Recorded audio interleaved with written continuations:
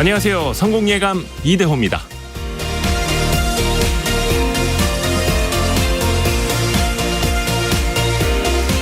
제가 주말마다 자전거를 타는데요. 같은 길을 가는데도 어떤 날은 평소보다 속도가 아주 잘 납니다. 그럴 때 생각하게 되죠. 오늘 내가 컨디션이 좋은가? 체력이 좀 좋아졌나? 근데 같은 길을 되돌아올 때는 왠지 속도가 안 납니다. 그럴 때 생각하게 되죠. 체력이 떨어졌나? 아까 내가 너무 무리했나? 근데 알고 보면 바로 바람의 영향이었습니다. 갈 때는 뒷바람이, 올 때는 맞바람이 불었던 거죠. 뒷바람의 도움을 받으면서 페달을 저을 때는 사실 알기가 힘듭니다. 내가 뒷바람의 도움을 받고 있다는 사실을요. 그저 내가 잘난 줄 알죠.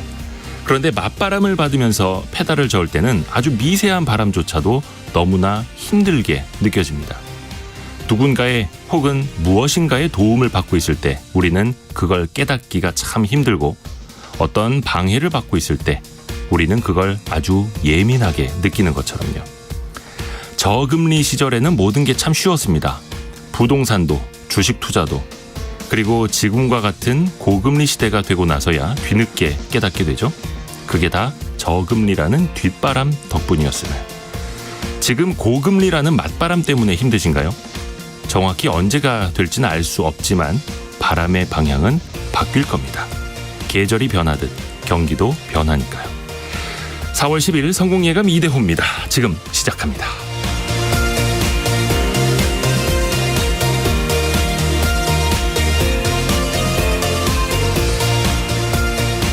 안녕하세요. Y스트릿 이대호 편집장입니다. 월요일입니다. 한 주의 시작, 저희와 함께 힘차게 출발해 보시죠. 맞바람이어도 상관없습니다. 조금 더 힘을 내야죠. 오늘 경제상식 퀴즈가 나갑니다. 지금 내드릴게요. 추경호 경제부총리가 잠시 미뤄뒀던 이 요금의 인상 여부를 조만간 결론 짓겠다고 얼마 전에 이야기를 했습니다. 한 시민단체에 따르면요, 시민 10명 중에서 8명은 전기, 가스 요금을 1년 전보다 더 많이 내고 있다라고 답했다는데요. 어찌 보면 당연한 결과죠. 이렇게 전기, 가스 말고도 난방, 상수도, 도로, 철도, 버스, 지하철 등 정부와 지자체가 관리하는 공공재 혹은 공공으로 사용한 서비스에 대한 요금을 뭐라고 할까요? 항상 선생님이 질문 속에 답이 있다고 하셨었는데 공공으로 사용한 서비스에 대한 요금. 정답과 함께 여러분이 일상 속에서 체감하시는 이 요금, 또 어떤 생각 갖고 계시는지 함께 공유해 주시면 감사하겠습니다. 이번 주도 제가 불러드리는 휴대전화 뒷번호 그리고 성함, 커피 쿠폰 팍팍 쏴드립니다. 짧은 문자 50원, 긴 문자 100원이 드는 샵 9730 참여해 주시고요. KBS 콩 그리고 유튜브도 함께 열려 있습니다. 성공예감 이대호입니다. 자주 검색하시면 성공이 가까워집니다.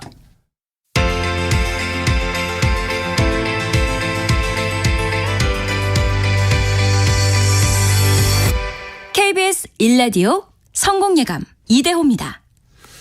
3803님이 가장 빨리 뭔가를 보내주셨는데 오답이네요. 예, 전기요금.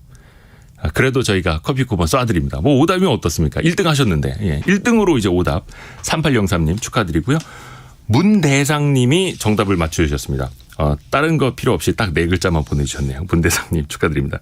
오늘 경제뉴스 해담경제연구소 어예진 소장, 파이낸셜 뉴스의 이환주 기자와 함께합니다. 안녕하세요. 네, 안녕하세요. 어예진 소장의 뉴스부터 네. 먼저 체크해볼까요? 네, 지난 1분기에 상장사들의 실적 발표가 이어지고 있거든요. 올해 영업이익 1등은 삼성전자가 아닌 현대차가 차지할 걸로 보입니다. 이 소식 가져왔고요. 매년 나오는 얘기지만 올해도 나라빚이 60조 원 넘게 증가할 것으로 보입니다. 국가채무 이야기까지 한번 해보겠습니다. 네. 이어서 이환주 기자는요? 네, 소위 명품 고가 브랜드 시장 관련한 소식 준비했는데요. 네. 온라인 고가품 앱 사용자 감소와 가품 판매 문제 같이 알아보고요. 네. 다음으로 청약 당첨 이후에 분양권을 파는 전매 제한 기간 관련해서 규제 완화가 있었는데요. 그에 따른 문제 살펴보고, 이와 별도로 아파트 상가지분 쪼개기 문제라는 게 있는데 이것도 같이 한번 살펴보겠습니다. 네. 어예진 소장 소식 들어보죠. 네. 현대차 실적 전망이죠. 네. 현대차가 잘하고 있는 거죠. 그렇습니다. 이 현대차가 상장사 가운데 올해 1분기 영업이익 1위에 오를 것으로 전망이 됩니다. 증권사들의 실적 전망치를 종합했을 때 현대차의 이번 1분기 실적 전망치는 매출이 약 35조 5천억 원, 영업이익이 약 2조 6천억 원으로 예상이 됩니다. 각각 전년 대비 17%, 38% 증가한 수치인데요. 실제로 뭐 이렇게 나온다면 아마 네. 올해 1분기 상장사 중에서 가장 돈을 많이 번 산업은 반도체가 아니라 자동차가 된 셈입니다. 이게 이렇게 되면 2010년 새 회계 기준이죠. IFRS 도입 이후 처음이거든요. 네. 상장사 영업이익 순위 1위를 지키던 삼성전자가 이 반도체 불황으로 영업이익이 전년 대비 96%가 줄어든 6천억 원으로 쪼그라들고 또 SK 하이닉스도 영업 적자를 볼 것으로 전망이 되면서 이제 지각 변동이 오는 거죠. 같은 그룹사인 기아의 전망치도 매출 약 22조 3천억 원, 영업이익 약 2조 1천억 원으로 전년 대비 각각 21%, 35% 성장했습니다. 현대차와 기아의 영업이익을 합치면 거의 5조 원에 육박하거든요. 네.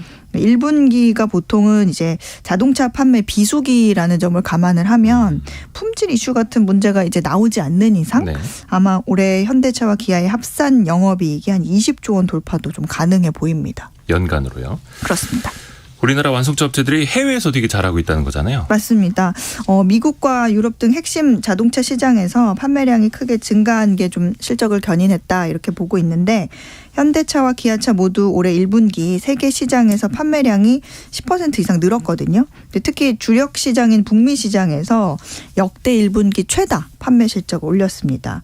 정의선 현대차그룹 회장이 공을 많이 들인 그 제네시스가 특히 수익성 개선에 큰 몫을 했는데 이 제네시스의 전 세계 누적 판매량이 지난 3월 말 기준으로 90만 대 넘어섰고 특히 미국 시장에서 팔리는 제네시스가 고가에 팔리는데도 불구하고 작년에 그 일본의 그 닛산 고급차 브랜드 인피니티 판매량을 제쳤다 그래요. 그래서 제값받기 전략이 자리를 잘 잡아가는 모습인데 여기서 조금 부가 설명을 드리면 과거에는 그 미국에서 현대차 하면 인지도가 낮아서 그 회사가 딜러들에게 조금 판매 장려금들을 이렇게 줘가지고 프로모션을 해서 가격을 그렇죠. 좀 낮춰 팔았거든요. 그런데 이제 같은 모델도 한국에서 판매하는 거랑 미국에서 판매하는 거랑 미국에서 판매하는 게 문짝 하나 값은 덜 빠졌다. 싸게 판다. 이런 얘기가 있었는데 제네시스 같은 경우에는 이제 요즘에 국내 판매 가격보다 오히려 조금 비싸거나 아니면 비슷한 수준으로 팔리고 있는데도 잘 팔린다. 근데 이런 뜻은 사실은 뭐 브랜드 인지도가 굉장히 잘 자리를 잡고 있다. 신뢰도를 구축했다. 이렇게도 볼 수가 있고요. 또 여기에 SUV하고 친환경차 비중 높아지면서 현대차의 평균 판매 단가가 계속 올라가는 추세입니다. 그러니까 과거와 같은 이제 가성비 차량이 아니라 프리미엄 차종으로 이제 인식이 되고 있다 이거죠. 또 여기에다가 미국이 전기차 전환의 속도를 더 낸다는 소식까지 더해졌어요. 이건 네. 어떻게 우리가 해석을 해야 될까요? 이게 지난 주말에 뉴욕타임즈에 이런 기사가 나왔어요. 그 미국 환경보호청이 현지 시간으로 오는 12일에 승용차와 소형 트럭 탄소 배출 규제안을 발표할 예정이다. 근데 2032년까지 미국 시장에서 판매되는 신차의 그 신차 대수가 전기차가 되도록 대부분이 전기차가 되도록 강제하는 방식으로 이 총 판매되는 차량의 배출가스 한도를 제한할 거다. 이런 식의 기사가 나왔는데 더 정확히 말하면 신차 판매의 67%를 전기차가 차지해야 한다. 이런 규제입니다. 네. 근데 이게 작년에 미국에서 판매된 신차 중에 전기차 비중이요. 5.8%거든요. 이거를 감안하면 67%까지 10년 안에 끌어올린다. 많이 남았네요. 많이 굉장히 가야겠네요. 얼마나 급진적인 정책인지 감이 예. 오시죠. 그러니까 미국이 아예 글로벌 전기차 산업을 완전히 장악하기 위한 그런 정책이다. 이래서 이렇게 막 강하게 밀어붙이고 있는 거다. 이런 얘기가 나오는데 뉴욕타임즈 기사에 보면 이런 내용이 있었어요. 거의 모든 자동차 회사들이 이미 전기차에 많은 투자를 했지만 바이든 정부가 제시한 수준에 부합할 수 있는 업체는 거의 없다.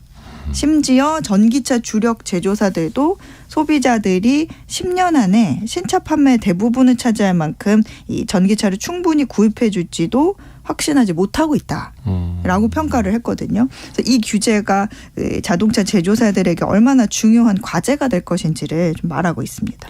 그러면 완성차 업체들도 계획했던 것보다 전기차를 더 많이 만들고 더 빨리 많이 팔아야 된다는 뜻이잖아요. 그렇죠. 이 현대차는 당장 미국 전기차 전환 전략을 좀 전면 재검토해야 되는 상황으로 보입니다. 네.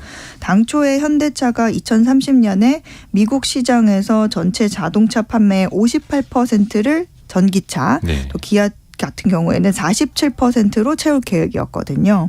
근데 미국이 첨단 산업 중에서 중국 배제 전략을 고집하는 탓에 지금 뭐 반도체, 배터리, 뭐 핵심 부품, 원자재 충분히 확보하지 못하는 것도 지금 업계 입장에서 부담이잖아요. 네. 그래서 어쨌든 현대차와 기아 입장에서는 당장 미국 공장에서 전기차 추가 생산 시기를 좀 앞당겨야 되고 또 새로 짓는 공장 완공도 더 당길 것으로 이렇게 보입니다. 네.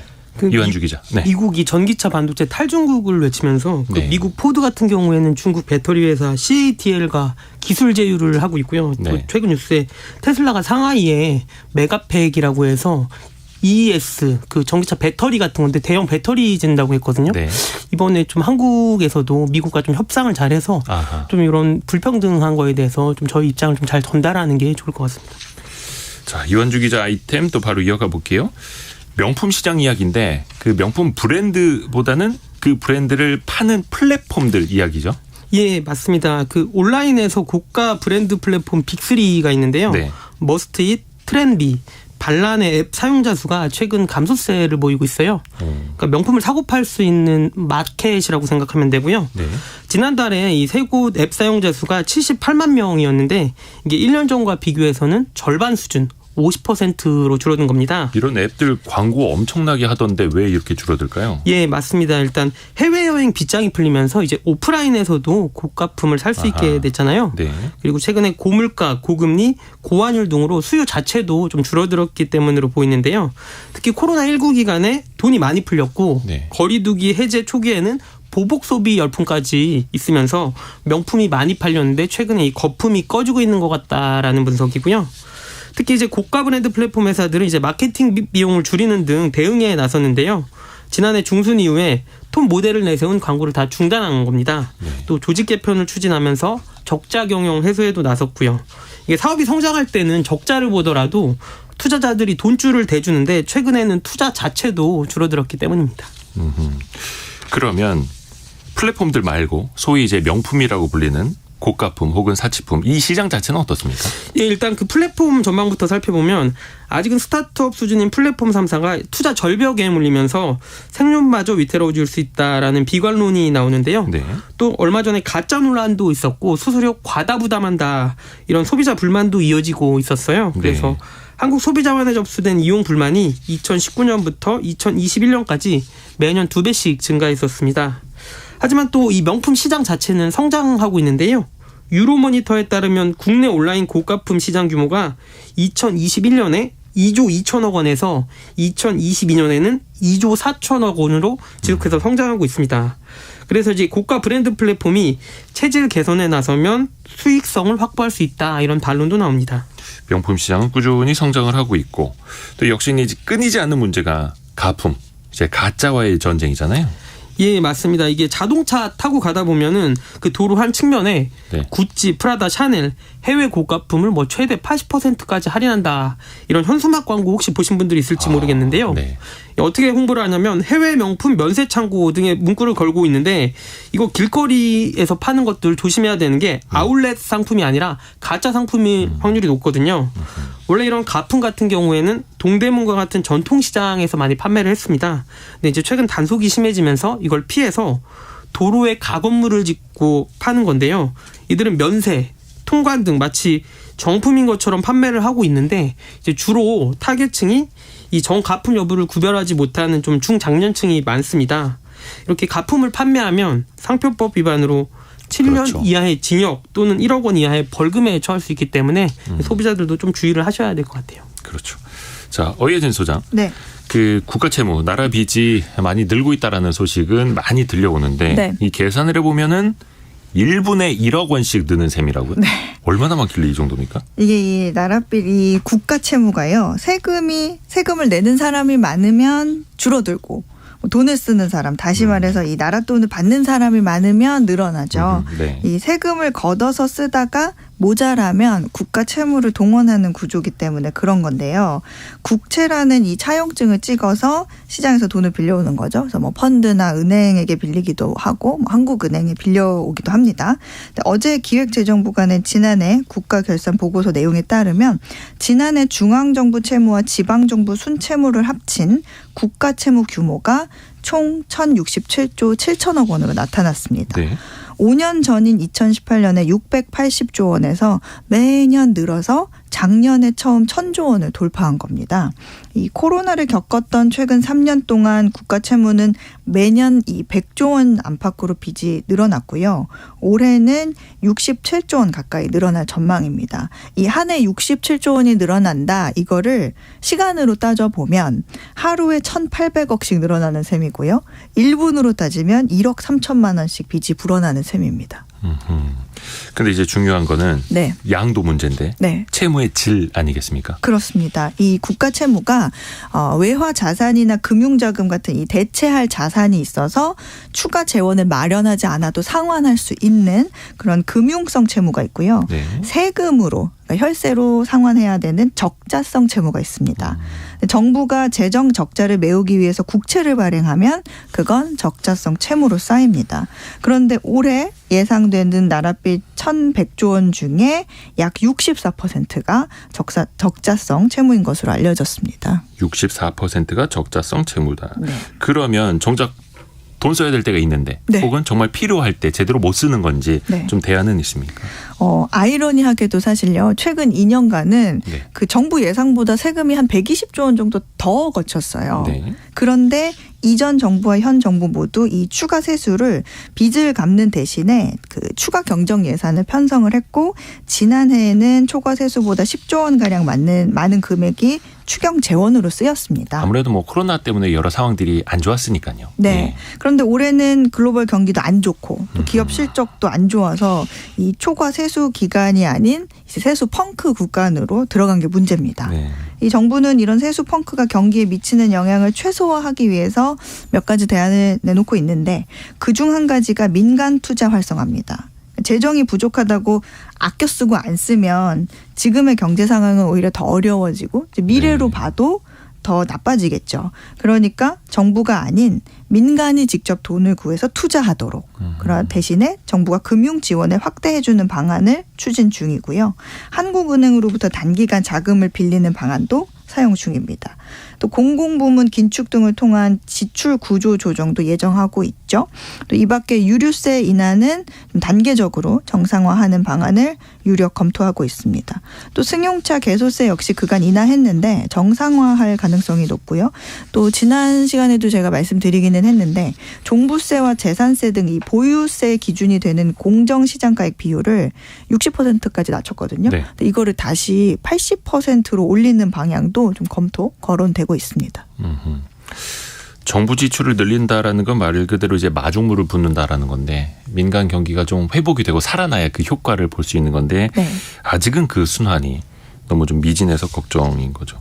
자, 이완주 기자, 분양권 전매 제한 요 규제가 완화됐는데 이 이야기 한번 정리해 볼까요? 예, 일단 그 분양권 전매라는 게 청약 등을 통해서 주택을 분양받은 사람이 입주할 때까지 한 3, 5년 걸리잖아요. 네. 그 전에 이제 입주권을 다른 사람한테 파는 건데요. 네. 보통 주택가격 상승기에는 분양가에 프리미엄이 붙는데 이를 바로 판매하면 주택가격 상승에 불쏘시개가 될 수 있어서 이 전매를 제한합니다. 일정 네. 기간 동안요. 반대로 지금 같은 주택가격 냉각기에는 거래 활성화를 위해서 정부가 분양권 전매 제한 규제를 이제 완화하기도 하는데요. 이번에도 실시를 했고요. 네. 그 역사를 살펴보면 서울은 2017년에 서울 전역 전매 금지가 됐고요. 6년 만에 이제 분양권 전매 제한 기간을 좀 완화한 건데요. 구체적으로 살펴보면 서울을 포함해 수도권에 약 120개 단지 12만 가구가 이 규제 완화 혜택을 보는데요. 네. 수도권에서 전매 제한 기간이 공공택지 및 규제 지역은 3년, 투기가 제일 활발한 곳이죠. 네. 그다음에 과밀 억제 권역은 1년, 기타 지역은 6개월로 이게 단축이 됐습니다. 이 기간만 지나면 전매가 가능해지는 거고요. 그러면 분양권 전매가 가능해지는데 중요한 건 그거잖아요. 이걸로 인해서 부동산 거래가 좀 늘어나느냐. 이걸 봐야죠. 맞습니다. 이게 거래를 활성화시켜서 주택가격 하방을 좀 막겠다는 정부의 의도인데요. 네. 전매제한 규제가 풀리면서 매도자 매수자들의 문의가 늘긴 했는데 팔려는 사람과 사려는 사람의 가격이 한 3억에서 4억가량 차이가 나기 때문에 거래 활성화는 좀 미지수라는 건데요. 전매제한 기간이 짧아졌지만 양도소득세 부담도 여전합니다. 현재 분양권 양도소득세 세율은 당첨일로부터 1년 이내에 팔면 70%, 2년 이내에 팔면 60%거든요. 여기에 지방소득세 10%도 가산이 되는데 사실상 당첨 후 2년 이내에 전매를 하면 시세 차익의 66%에서 77%를 토해내야 됩니다. 네. 그러니까 사실상 여기는 전매가 잘 안 이루어질 수 있다라는 거고요. 또 국회에서 주택법 개정이 통과되지 않으면 전매를 한 주택임에도 실거주 의무가 남아있는 이상한 사례가 생길 수 있는데요. 전매를 통해서 입주권을 다른 사람한테 팔았는데 내가 그 집에서 살아야 되는 법적 의무가 남아있을 수 있는 거예요. 그래서 이 전매 제한 규제 완화가 좀 실효를 거두려면 이런 주택법 개정도 국회에서 빨리 통과가 돼야 된다라는 지적이 나옵니다. 그리고 또 하나 있습니다. 정부가 상가 지분 쪼개기 요걸 금지하는 법안 추진한다고요? 상가 지분 쪼개기 금지. 이건 어떤 의미입니까? 예, 일단 상가 지분 쪼개기 개념부터 좀 네. 알아야 될 것 같은데요. 이 재건축이 추진 중인 아파트 상가 조합원 같은 경우에 새로 짓는 상가를 분양받을 권리가 있습니다. 네. 그리고 이제 상가 말고도 조합 정관이나 관련법에 따라서 상가 소유주가 일정 기준을 충족하면 아파트 입주권도 받을 수 있거든요. 그러니까 여기서 일정 기준이란 내가 가지고 있는 상가의 권리가액, 뭐 감정평가액 같은 건데 네. 이게 분양받고 싶은 아파트 분양가보다 더 비싸면 내가 상가 대신에 아파트를 받을 수 있는 거거든요. 네. 예, 상가는 장사하고 이래야 되는데 아파트는 시세 차익 바로 나오니까 네. 아파트가 선호가 좀 높습니다. 그래서 이를 노리고 재건축 조합이 설립되기 전에 하나의 상가를 여러 개로 쪼개서 아파트 분양 자격을 늘리는 일종의 꼼수가 성행해 온 건데요. 실제로 한 법인은 부산의 대형 상가 1개를 사들인 뒤에 이를 123개로 쪼개서 이 상가 분양권을 사면 아파트를 받을 수 있다 이렇게 홍보를 하기도 했습니다. 그러니까 상가를 이용해서 아파트 분양권 장사를 한 거네요. 예, 맞습니다. 그리고 하나 쪽에서 123개니까 그 규모가 짐작이 되실 텐데요. 네. 상가 지분 쪼개기는 재건축 사업을 지연시켜서 사업의 수익성을 낮추고요. 또 추후에 조합원들의 분담금을 늘리는 원인이 되기도 하거든요. 그 현행 도시정비법 주택 토지 지분 쪼개기를 규제는 하고 있는데 상가 분할을 통한 지분 쪼개기에 대한 구체적인 규정은 없습니다. 그래서 국토교통부가 상가 지분 쪼개기를 막기 위해서 뒤늦게 상가 지분 쪼개기를 하면 권리 산정 때 인정받을 수 없다라는 개정안을 검토 중인 상황이고요. 최근 정부가 부동산 규제를 풀어주면서 재건축 기대감이 커졌잖아요. 그러니까 이에 따라서 상가 지분 쪼개기 꼼수가 다시 판을 칠 수 있다는 우려가 커졌기 때문입니다. 그래서 정부가 이걸 규제하려고 한다. 네. 오늘 해담경제연구소 어예진 소장, 파이낸셜 뉴스의 이환주 기자 함께했습니다. 고맙습니다. 감사합니다. 감사합니다. 고맙습니다.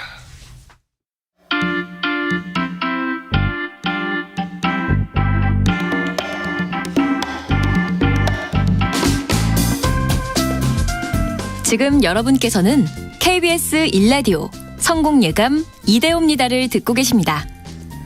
참여해주신 여러분께는 추첨을 통해 판촉물 전문 그룹 기프코에서 텀블러 세트를, 아름다운 식탁 창조 주비푸드에서 자연에서 갈아 만든 생와사비를, 쉽고 빠른 판촉물 제작 시너지 기프트에서 LED 튜브 스탠드를, 그리고 성공예감에서 준비한 커피 쿠폰을 보내드립니다. 당첨자는 성공예감 이대호입니다 홈페이지에서 확인하세요.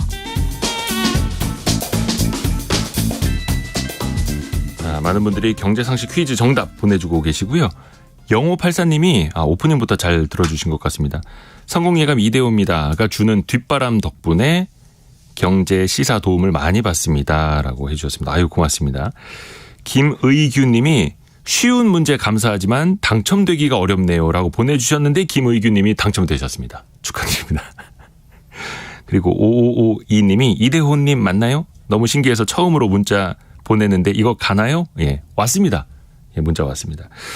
다시 한번 그 경제상식 퀴즈 내드릴게요. 이거는 이제 공공성이 강하고요.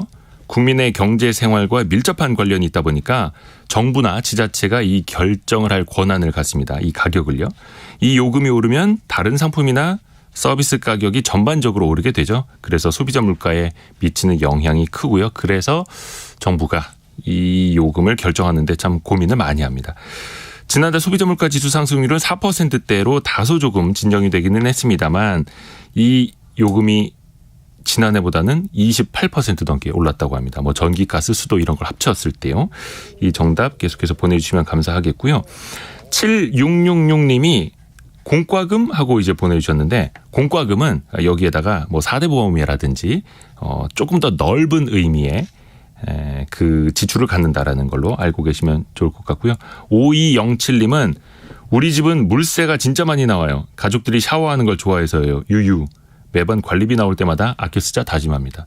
근데 뭐 씻지 말라고 할 수도 없고요. 그렇죠? 근데 대신 이제 비누칠할 때는 좀 수도꼭지를 잠가놔라. 이렇게 잔소리할 수는 있겠죠. 물세, 뭐 전기세 이렇게 하는데 이거 정확히 말하면 세금은 아니고요.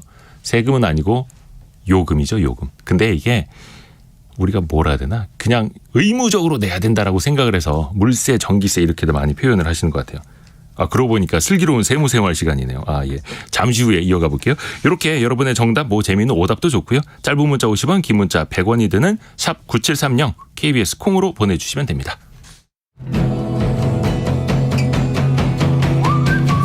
오늘의 움직임에 주목하고 세상의 흐름을 놓치지 않습니다. 여러분의 내일을 응원하며 성공의 열쇠를 함께 찾아갑니다. 성공예감 이대호입니다. 자, 슬기로운 세무생활 김철훈 세무사 함께합니다. 어서 오세요. 안녕하세요. 전기세 아니죠? 네, 준조세라서요. 전기 요금이 맞습니다. 요금이 맞죠. 물세도 아니고 수도 요금이 맞고. 네. 자, 직장인들이라면 누구나 이제 월급날을 기다리게 되고 뭐 프리랜서, 뭐 자영업자분들 다 마찬가지인데 내가 받기로 한 금액하고 항상 통장에 찍히는 금액하고는 얼마씩 꼭 차이가 납니다. 다르죠. 네. 많은 분들이 3.3% 뭐 이런 걸로도 인식을 하고 있긴 하는데 이제 원천세라는 거, 네. 요게 알고는 있다고 생각은 하지만 많이 헷갈리더라고요. 저도 그렇고요. 오늘 이제 누리세무그룹의 김철훈 세무사 통해서 이거 들어봐야 될 텐데 일단 원천징수랑 네. 원천세 요게 같은 겁니까? 다른 겁니까? 일단은요, 내가 받아야 할 돈에서 예. 뭐 세금으로 떼어가니까는 마음 아픈 거에는 뭐 같다고 볼 수 있을 것 같아요. 예. 근데 원천세라는 거는 이제 근로소득, 사업소득, 뭐 기타 소득, 뭐 이렇게 이자, 배당 소득에 대해서 예. 뭐 부과되는 세금의 이름이에요. 뭐 소득세라든지 법인세라든지 부가가치세 이런 식의 이름 중에 하나인 거고요. 원천적으로 떼어가는 세금을 큰 틀에서 원천세라고 하는 거네요. 맞습니다. 네, 그리고 원천적으로 떼어가는 그 행위를 원천징수라고 이야기를 해가지고요. 원천징수는 이제 뭐 사업자가 월급을 주면서 미리 그 원천징수를 하고 남은 부분을 주는 요 제도를 말을 하는 겁니다. 그러니까 원천적으로 떼어가는 세금을 다 크게 묶어서 원천세라고 하고 네. 그거를 하는 행위를 원천징수라고 표현을 하는 거고. 네, 맞습니다. 자, 그런데 이제 궁금한 게 항상 원천세는 이제 원천적으로 떼어가는 거기는 한데 네. 이 돈을 주는 회사가 먼저 떼서 그 떼고 남은 것만 이제 입금을 해주잖아요. 예, 맞아요. 일을 한 사람들한테 이거를 왜 회사가 먼저 내는 겁니까? 떼는 겁니까? 자, 예를 들어서 설명을 드려볼게요. 네. 만약에 반대로 회사가 원천세를 징수를 안 하게 된다면은 예. 이제 월급을 받는 뭐 직장인들 예를 들어 한 회사에 100명의 직원이 있다고 한다면 네. 월급을 받을 때마다 세무서에 가서 그 직원들이 나 100명이? 얼마 받았어요. 네, 100명이 가서 세무서에 계속 세금을 내야 돼요. 매달. 자, 이러면 행정적으로 마비가 올 거예요. 세무서에서도. 네네네. 그렇기 때문에 세무서에서는 이제 세금 걷기가 훨씬 수월하게 돈을 주는 사람에게 뭐 예. 사장님이 되겠죠. 사장에게 뭐 원천 징수를 하게끔 의무를 부여를 한 거고요. 그러면서 세금 걷기가 훨씬 수월해지는 거고요. 사장 입장에서는 이제 월급을 주게 됐을 때는 나의 비용으로 처리를 해야 되는데 네. 이렇게 세금을 신고를 하면서 인건비로 비용 인정을 받고 그리고 그만큼 사장의 세금이 줄어들게 되는 거고요. 마지막으로 이제 월급을 받는 직원 같은 경우의 입장에서 봤을 때는 네. 본인이 매달 받는 월급에 대한 세금을 본인이 직접 신고를 했었어야 되는데 이것도 어렵고요. 계산하는 게. 그래서 세금의 일정 부분을 미리 사장이 떼고 납부를 하게 되면 나중에 연말정산으로 한 번에 세금을 돌려받는 시스템을 우리가 볼 수 있기 때문에 그래서 원천세는 미리 회사에서 먼저 떼고 나머지 금액을 이제 직원들에게 주게 됩니다. 그러니까 일종의 원천세라는 개념이 좀 편리성 중점을 둔 거네요. 네, 맞습니다. 그러니까 국세청도 편하고 회사도 그렇고 직원도 그렇고. 네. 이것도 나쁜 걸로 알고 계시는 분들 많은데. 일단 떼가면 배가 아프기 때문에. 자, 그러면 일단 원천세를 이제 회사가 먼저 징수를 하게 된다. 그럼 네. 회사도 국세청에 매월 이거를 신고를 해야 되는 겁니까? 네, 기본적으로는 돈을 지급을 하고요. 네. 그 다음 달 10일까지 뭐 매달 신고도 납부도 해야 돼요. 다음 달 10일까지. 예, 오늘이 4월 10일이잖아요. 아, 그러네요. 네, 오늘 4월 10일이니까 지난달 3월에 지급했던 네. 이자나 배당이나 뭐 근로나 사업소득, 기타 소득에 대해서도 다 오늘까지 신고도 하고 납부도 해야 돼요. 저도 방송 끝나고 나서 가서 사무실 가서 이제 원천세를 신고하고 납부하고 해야 될 일이 많이 있는데. 사장님이니까. 네, 맞습니다. 근데 이렇게 직원 수가 만약에 몇 안 되는 경우라고 한다면 네. 한두 명 있는 경우라고 한다면 매달 이렇게 신고하고 납부하고 이거 챙기는 게 다소 부담스러울 수가 있습니다. 아, 네. 네, 이런 경우라면은 뭐 영세한 규모라고 한다면 이 규모는 평균 직원 수가 한 20명 이하인 경우인데 이런 경우라고 한다면 6월이나 12월 1년에 딱 2번만 신고하고 납부하는 반기별 납부를 할 수도 있습니다. 직원 수가 20명이 안 되면 네. 1년에 2번만 신고를 해서 내도 되는 걸로. 네. 회사는 조금 수고로움을 덜 수는 있겠네요. 맞습니다. 자, 그러면 이제 일하시는 분들, 돈 받으시는 분들이 아무래도 더 많이 듣고 계실 테니까 좀 나눠서 한번 들어볼게요. 일단 우리는 그냥 3.3% 이렇게 많이 알고 있거든요. 네. 이게 맞는지 우선은 상용 근로자부터 한번 체크를 해볼까요? 그러니까 정규직 혹은 2년 이상의 계약직. 네. 이 경우에는 얼마나 이 원천세를 내는 겁니까? 우리가 일반적으로 이야기하는 정규직 같은 경우는 직장인 같은 경우는 근로소득세랑 예. 지방소득세를 내게 되는데요. 이 근로소득세는 본인의 급여에서 이제 세무서에서 국세청에서 미리 만들어 놓은 표가 있습니다. 네. 이 표에 의해서 떼게 되는데 이 표를 이제 간이세액표라고 이야기를 해요. 간이세액표. 예, 1,000원 단위로 꼼꼼하게 다 나와 있습니다. 네. 네, 근로자가 이제 미리 받는 월급에다가 공제한 부양가족 수를 따라가지고 요 미리 근로소득세를 얼마를 내야 하는지 정해둔 표인데요. 네. 본인의 소득이 많거나 아니면은 부양가족 수가 적으면 적을수록 더 많이 뭐 세금을 내게 됩니다. 공제를 하게 되는데요. 요걸 간단히 보면은 100만 원 월급을 받는다. 그리고 부양가족은 없다고 쳤을 경우 본인 혼자라고 했을 경우라면은 네. 뭐 원천세는 없어요. 네. 그리고 200만 원의 월급을 받는다 하면 19,000원 정도를 내게 되고요. 네. 300만 원을 받으면 한 7만 원. 400만 원을 월급을 받는다고 하면 19만 원 정도를 받게 되는 거고요. 아니, 납부를 하게 되는 거고요. 네. 지방소득세는 그 소득세 방금 말씀드린 금액의 한 10% 정도를 더 떼게 됩니다. 우리가 일반적으로 3.3%라고 알고 있는 네. 거는 뭐예요, 그러면? 3.3%라고 알고 있는 거는 이제 사업소득세인데요. 네네. 사업소득 원천징수인데 국세 3%와 네. 거기에 10%인 0.3% 지방세 0.3%를 붙여서 3.3%인 거고요. 프리랜서 분들이 보통 많이 떼게 되는 겁니다. 네. 엄밀히 말하면 프리랜서 분들은 제 직원이 아니기 때문에 사업자와 사업자 대 관계이기 때문에 뭐 이런 경우에는 4대 보험 같은 경우는 또 추가로 안 떼게 되고요.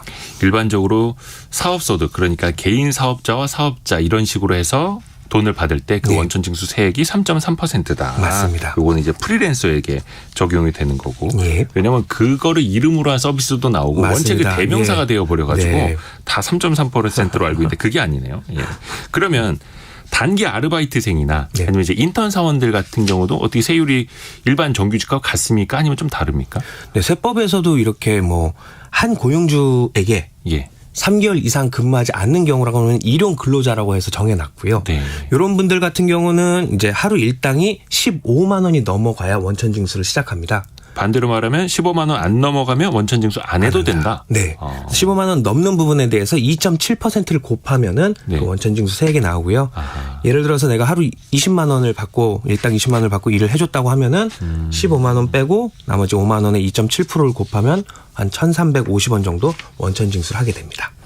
그러니까 일용직 같은 경우 특히 15만 원이 넘는 부분은 네. 그 부분에 대해서만 2.7%. 네. 그러니까 15만 원 전체에 대해서 2.7%가 아니라 아닙니다. 네. 그걸 초과하는 금액에 대해서 2.7%. 네. 좋습니다. 혹시 이거 외에도 원천세 개념으로 네. 미리 세금을 내야 되는 항목들이 또 많이 있나요? 네, 원천세 개념으로 미리 내는 거는 이제 성공예감에서도 커피 쿠폰 같은 선물을 주잖아요. 아, 오늘 또 많이 쏴드려야 되는데. 네. 이러한 것들도 세법에서 다 기타 소득으로 정해놔가지고 기타 소득? 예, 여기에서도 당연히 원천세를 징수를 해야 됩니다.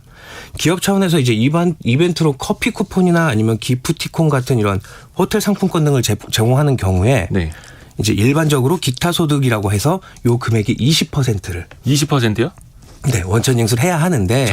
아니, 그 커피 해야 쿠폰 하는데. 그 얼마나 한다고 거기서 20%를 떼요? 맞습니다. 예. 그래서 대신에 이제 금액이 워낙 소액이라고 한다면은 네네네. 일반적으로 이제 뭐 5만 원 이하인 건별로 따졌을 때 5만 원 이하일 경우에는 이제 과세 최저한이라고 해서 예. 원천 징수는 따로 하지 않아요. 아하. 네.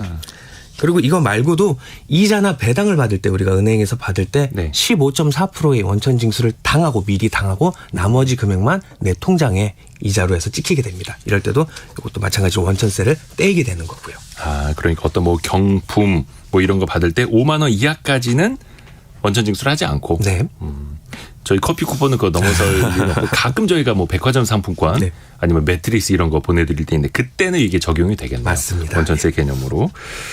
또 이제 회사별로 직원들에게 뭐 통신비를 보조한다거나 아니면 식비 아니면 주유비 같은 것도 이제 보조하는 경우 있거든요. 네. 요런 경우에는 그럼 원천세는 어떻게 되는 거예요?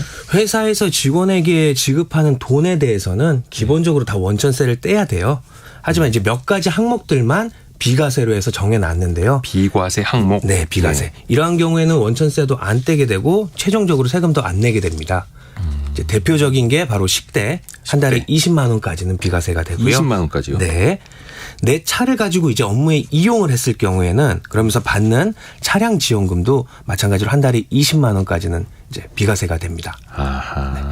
차량 지원금 같은 경우는 이제 명의자가 조금 중요해요.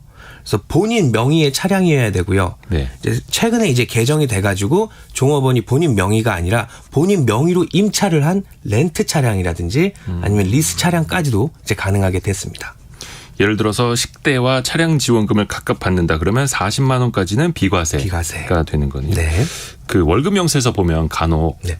뭐 식대 얼마, 차량 지원금 얼마 이렇게 나눠서 써 있는 경우 있거든요. 예, 맞습니다. 그래서 참 밥값이랑 기름값을 지원해 주는 고마운 회사라고 네. 할 수 있는데 어차피 그게 내 원래 월급에 그냥 포함되어 있는 건데 네. 회사가 비과세를 위해서 항목만 나눠서 주는 걸 수도 있고요. 맞습니다. 예, 서로에게 좋은 거죠. 예, 비과세를 되니까는 세금도 적게 내고 대신에 그만큼 혜택도 받을 수 있으니까는요. 요거는 이제 세금을 아끼기 위해서 많은 회사들이 또 이렇게 관례적으로 하고 있다 이렇게 봐도 무방합니까? 혹시? 네, 그렇습니다. 예, 일반적으로 이제 급여를 세팅할 경우에 네. 이제 뭐 차량이 있는 경우라면은 차량 지원금을 주는 경우도 있고 네. 그리고 뭐 식대 같은 경우도 따로 이렇게 20만 원까지 비과세로 따로 항목을 정해 가지고 주는 경우들도 많이 있습니다. 근데 혹시나 만약에 이 직원들에 대한 급여에 대한 원천세 신고를 회사가 하지 않으면 네. 혹시 어떻게 될까요? 그러니까 원천세 신고를 하는 의무가 사장님한테 있기 때문에 사장에게 있기 때문에 최종적으로 본인이 안 하게 되면 뭐 직원이 원래 내야 할 세금까지도 사장이 다 내주는 꼴이 될 수도 있어요. 예를 들어서 사장인 내가 월 1,000만 원의 소득이 생긴다고 하는데 네. 여기에 직원 한 명이 있는데 월급을 400만 원을 준다고 했을 경우라고 한다면요. 네. 이제 400만 원에 대한 원천세 급여를 주면서 원천세를 뗐다고 한다면은 이제 사장의 1년 종합소득세를 간단히 계산해보면 1,200만 원 정도가 될 건데요. 요거를 안 하고 원천세 신고를 안 하고 뭐 직원 뭐 급여를 준 거를 처리를 안 하게 됐을 때는 1,000만 원 수익이 다 본인 사장의 이제 소득이 되겠죠. 어허. 그렇기 때문에 이랬을 경우에는 뭐 2배도 넘는 2,700만 원의 종합소득세를 내게 되기 때문에 뭐 차이가 크게 나겠죠. 꼭 해야겠네요. 네. 그리고 뭐 일반 근로자를 3.3%만 떼게 되는 이런 프리랜서로 신고하는 경우도 있는데 이럴 경우 국세청이 적발되게 되면은 이제 원천세 원래 내야 될 금액에 더해서 가산세까지도 추가로 내야 되기 때문에 조심하셔야 됩니다. 우리 세무사님한테 급 질문 하나 들어왔습니다. 3510님이 3510님이 근로자입니다. 매달 급여는 비슷한데 나가는 소득세가 다르게 나갑니다. 보통 1회에서 3월보다 4월부터가 많이 떼고 나와요. 왜 그런가요? 이게 월별로 다른 경우가 있어요. 그렇죠? 항상 똑같은 월급인데 왜 실제로 통장에 찍히는 금액은 몇천 원이라도 다르고 몇만 원이라도 좀 차이가 있거든요. 예. 이건 혹시나 왜 그런 걸까요? 이게요, 월급을 내가 받게 되면은 예. 지금 말씀드린 게 떼는 게 소득세만 말씀을 드렸는데요. 네. 사실 떼어가는 게 워낙 많습니다. 소득세 있고요. 네. 지방세 있고요. 이제 4대 보험이라고 해서 국민연금, 건강보험, 고용보험 이런 게 있는데 아이고 많아라. 네. 이게 계속 그 항목마다 변경이 되는 달이 달라요. 보통 상반기에 많이 몰려 있기도 하고요. 2월에는 특별히 또 연말정산이라는 게 있기 때문에 네네네. 뭐 돈을 더 돌려받는다거나 토해내는 금액이 좀 많기도 하고요. 그래서 매달 상반기 같은 경우는 변경되는 게 조금 많고요. 하반기에는 뭐 유리 변경되는 이런 항목들이 적기 때문에 약간은 일정하다고 볼 수 있을 것 같습니다. 건보료라든지 고용보험이라든지 아무튼 3516님 예, 애국자십니다. 세금 내면 애국자입니다. 자, 오늘 김철훈 세무사 함께했습니다. 고맙습니다. 감사합니다. 감사합니다. 이어서 라디오 정보센터 뉴스 정리합니다. 오늘 새벽 경북 의성군 단촌면 당진 방향 당진 영덕고속도로에서 전기차와 승용차가 충돌해 두 차량의 운전자 2명이 모두 숨지고 전기차가 불에 타 전소됐습니다. 어제 저녁 인천국제공항을 이륙해 말레이시아 코타키나발루로 향하던 제주항공 여객기가 1시간 10여 분 만에 기체 결함으로 회항해 다시 인천국제공항에 착륙했습니다. 다단계 사기업체의 내부 자료라도 신빙성이 있다면 과세 근거로 삼을 수 있다는 서울행정법원의 판단이 나왔습니다. 오늘 0시 기준 코로나19 신규 확진자는 4,005명, 위중증 환자는 127명, 신규 사망자는 8명으로 집계됐습니다. 지금까지 라디오 정보센터 조진주였습니다.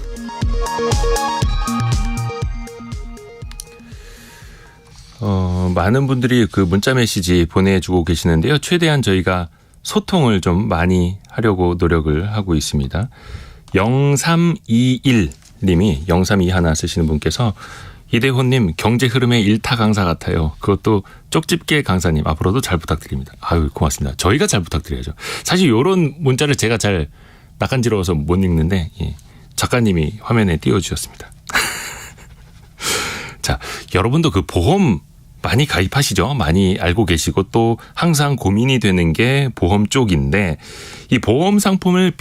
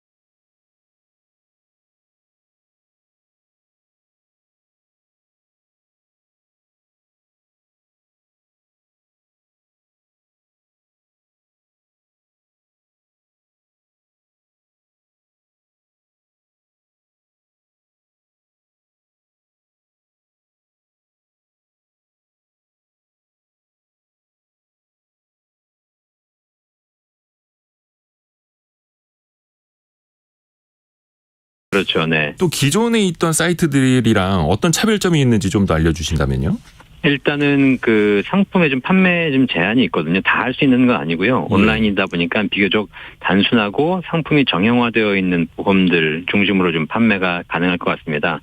실손보험이라든가 자동차 보험, 여행자 보험이나 화재 보험, 그다음에 단순한 저축성 보험들이 이제 판매될 것 같고요. 네. 그럼에도 불구하고 이 실손보험이나 자동차 보험 시장은 뭐 거의 조 단위의 시장이기 때문에 이런 부분들은 굉장히 큰 시장으로 좀 보고 있고, 다만 이제 종신보험이나 건강보험, 변액보험, 연금보험 같은 상품은 이제 제외하는 걸로 이렇게 좀 되어 있습니다. 일단 요 비교 플랫폼이 이제 공신력 있는 게 생긴다면 소비자 입장에서는 어떤 이점이 있을지도 좀 체크해 볼까요? 당연히 우리가 이제 물건 살 때도 그 검색해가지고 보면은 가격대가 쭉 뜨기 때문에 그 중에서 제일 싼 게 제일 위에 뜨잖아요. 네. 그러니까 이렇게 가격 비교를 통해서 좀 저렴한 가격에 보험을 가입하실 수 있는 그런 장점이 있을 거고요. 그다음에 이제 여러 가지 화면 구성하는 거에 따라서 플랫폼 사업자들이 보장 범위도 비교할 수 있고 상품의 내용도 좀 다 비교할 수 있기 때문에 그런 차원에서는 비교해서 구매하는 입장에서는 굉장히 유리해질 것 같고요. 또 여러 가지 경쟁이 되다 보니까 서로 이제 가격 인하 효과가 있어서 나중에 좀 싸게 구입할 수 있는 방법들 생길 것 같습니다. 어떤 온라인 쇼핑 가격 비교하는 사이트처럼 보험 상품도 맞습니다. 네. 그렇게 일목요연하게 줄을 세워볼 수도 있고. 네, 맞습니다. 근데 요걸 보면 보험회사 입장에서는 별로 안 좋아할 것 같은데요? 그렇죠. 기존에 판매 채널이 있었는데, 플랫폼 사업자가 오면 아무래도 가격 경쟁이 되다 보니까, 가격을 다운시켜야 되는 그런 문제가 생길 수도 있겠죠. 자, 그런데 이제 기존 시장에서, 온라인 시장에서 좀 이렇게 시장을 가지고 있던 회사들은 좀 반발이 있지만, 반대로 중소형 보험사도 있습니다. 온라인 시장 진출해야 되는데, 우리는 가진 건 가격 경쟁력밖에 없는데, 아하. 이런 경우에는 오히려 이 시장이 더 반가울 수도 있겠죠. 그래서 약간 차이점이 있다라고 보시면 될 것 같아요. 자체 영업망이나 자체 온라인 플랫폼이 약한 회사들한테는 또 기회가 될 수 있겠고요. 그렇죠, 네. 근데 이제 문제는 보험 설계사 분들일 텐데 네. 이 분들의 어떤 영업의 범위를 또 어떻게 보면 이제 침해당하는 것 아니겠습니까? 그분들 많이 반발하시나요? 맞습니다. 이게 지금 지난번에 이게 이 제도를 시행하기 전에 네. 간담회를 구성했고 이제 TF를 구성했었거든요. 그런데 이때 이제 보험협회라든가 보험대리점 협회, 그다음에 금감원, 소비자연맹 다양한 이해관계가 있는 사람들이 참여했는데요. 네. 정작 이 중에서 이제 보험 설계사들의 의견들을 좀 듣지 않았다는 그런 지적이 좀 있어요. 지금 보험 설계사가 45만 명 정도 된다고 하시는데 예. 이분들 같은 경우에는 사실상 이렇게 온라인 플랫폼이 활성화될 경우에 일자리를 잃을 수 있다. 이런 위협에 좀 빠져 있거든요. 네. 그래서 사실 금융위가 일단 비교적 단순하고 가격이 낮은 상품 중심으로 플랫폼 비즈니스를 활용하겠다라고 했긴 했어요. 근데 여기서 좀 이제 약간 설계사들 입장에서는 좀 이제 문제가 되는 게 뭐냐면 당연히 가격적이나 상품적으로 보면 자동차 보험이나 실손 보험 이런 것들이 크게 도움이 되는 상품은 아닙니다. 가격이 높지도 않고 네. 뭐 판매 수수료가 높지도 않고 그런데 이런 상품들이 우리 설계사들에게는 고객 확보의 1차 기반이 되는 상품이거든요. 그러니까 이제 뭐 이해하시겠지만 자동차 보험이 큰 금액은 아니지만 이렇게 1년 단위로 계속 갱신하는 고객을 관리하다 보면 거기서 추가적인 상품 확보라든가 또 가망 고객 확보 가능한 이런 부분이 있기 때문에 사실 이제 설계사들은 이런 데 좀 반발하고 있는 거죠. 이렇게 해서 장기적으로 결과적으로 우리가 고객 확보도 좀 쉽지 않을 것 같고 다 뺏기는 거잖아요. 플랫폼에다가. 네. 그다음에 장기적으로 이게 더 이제 그 고객들을 확보한 플랫폼 사업자들이 장기 상품이라든가 더 큰 상품들로 이제 나오게 되면 아무래도 설계사 생존권이 궁극적으로는 위협받을 거다. 이런 부분을 지금 걱정하고 있고요. 또 하나 걱정하고 있는 게 뭐냐면 보험이라는 게 이제 가입도 중요하지만 플랫폼 서비스는 지금 가입 절차를 플랫폼화한 거잖아요. 네. 근데 중요한 건 보험금 지급 서비스도 굉장히 중요합니다. 보험금 지급이요? 네, 그렇죠. 근데 보험금 지급은 플랫폼이 대행해 주지는 않거든요. 아하. 물론 보험사들이 보험금 지급을 잘 하고 있지만 네. 중간에 또 보험 설계사들이 중도에 또 중개하는 역할이라든가 조정하는 역할도 굉장히 중요하거든요. 네. 이런 부분까지가 이제 플랫폼 서비스가 해주는 건 아니다 보니까 그런 부분에서 좀 서비스에도 문제가 생길 수 있다라는 좀 고민을 하고 있죠. 역할 분담을 어떻게 하느냐. 요게 네. 또 이제 갈수록 조율해야 될 지점들이 많을 테고요. 또 하나 조금 우려 혹은 기대? 이런 네. 플랫폼 사업자라면 쉽게 말해서 뭐 네이버 카카오도 이제 진입할 수 있다는 거잖아요. 그런데 네네네, 이제 처음에는 편의성이 굉장히 높아지겠죠. 근데 네. 나중에 되면은 이들이 어떤 플랫폼을 빠르게 장악을 하면서 독과점 사업자로서의 어떤 좀 이른바 횡포라고 하는 우리가 그렇죠. 모빌리티 쪽에서도 많이 경험해 보지 않았습니까? 네네. 그런 점도 좀 우려되지 않을까요? 맞습니다. 어차피 지금 모빌리티에서 경험했듯이 독과점 우려가 가장 큰 우려가 되는 것이고요. 그다음에 더 큰 문제는 뭐냐면 이제 그 보험사 입장에서는 기존 온라인 상품들을 저렴하게 판매했지 않습니까? 네. 근데 이거를 이제 플랫폼 사업자들에게 넘기게 되면서 그 과정에서 플랫폼 사업자의 판매한 것에 대해 또 수수료를 플랫폼 사업자에게 지급을 해야 돼요. 그러면 플랫폼 사업자들은 그 수수료를 또 받아야 되는 거기 때문에 보험사 입장에서는 플랫폼 사업자에게 제공하는 상품의 또 가격을 올릴 수 있습니다. 네. 이런 부분에서 또 가격의 인하 효과도 있지만 인상 효과도 발생할 수 있는 것이고 독과점이 됐을 때는 그로 인한 또 피해들은 또 발생할 수 있는 거기 때문에 그걸 또 우려하고 있죠. 그래서 플랫폼 사업자에 대해서 일부 좀 제한을 걸어야 된다라는 뭐 조건들도 이야기된다고요. 네. 그래서 사실 이제 수수료는 좀 제한하고 있습니다. 일반 다른 채널, 대면 채널 대비해서 수수료는 제한하기로 했고요. 수수료. 네. 네, 좀 낮춰 지급하기로 했고요. 그다음에 판매가 허용되는 상품도 온라인 보험만 가능한 걸로 했고, 네. 그다음에 플랫폼에서는 상품 비교하고 추천만 가능하고요. 실제 가입은 플랫폼이 시키는 것이 아니라 보험사 홈페이지로 연결돼서 가입하도록. 그러니까 플랫폼은 상품 비교만 가능하도록 했고, 그다음에 비교 추천 과정에서 정보를 수집하잖아요. 사실 가장 큰 핵심 그 이제 데이터가 정보인데 고객 정보. 이걸 가지고 뭐 추가적인 뭐 판매를 한다든가 보험 대리점에 넘긴다든가 이런 행위들은 다 금지하도록 했습니다. 요 비교 플랫폼이 올 연말쯤 나온다는 거죠? 지금 이제 심의 과정을 거치고 또 이제 다 심사 과정을 거쳐서 그 업체를 선정해야 되는 게 있기 때문에 네네네. 그 과정이 한 6개월 정도 걸린다고 하더라고요. 그래서 빠르면 올해 말 정도에 아마 우리 소비자들이 만나보실 수 있을 것 같습니다. 알겠습니다. 한번 좀 기대를 해보겠고 또 보완해야 될 점 계속 발견이 될 테니까요. 계속 좀 같이 네네. 살펴봐야겠네요. 연금박사 상담센터 이영주 대표 함께했습니다. 고맙습니다. 네, 감사합니다. 네, 감사합니다. 저희가 경제상식 퀴즈 정답은 2부 시작할 때 말씀을 해드릴게요. 지금도 계속 많은 분들이 보내주고 계시는데요. 6150님, 6150 쓰시는 분께서는 꽁꽁요금, 꽁꽁 묶이길 이렇게 해주셨네요. 이 힌트, 이 정답 맞습니다. 그리고 3589님께서 물을 아껴 쓰기 위해서 욕실에서 온수 사용할 때 처음에 찬물이 나오는데 그 찬물을 양동이에 받아서 나중에 사용하고 그 다음에 나오는 따뜻한 물에 샤워를 합니다라고. 이거 꿀팁이네요. 꿀팁. 이렇게 좀 저희도 해봐야겠습니다. 잠시 후에 저희 뉴스 듣겠고요. 또 오늘 월요일이고 이번 주에 중요한 경제지표 증시 일정들이 또 많이 있습니다. 개미스쿨 오늘은 곽상준 지점장과 잠시 후에 이야기 나눠볼게요. 잠시만요.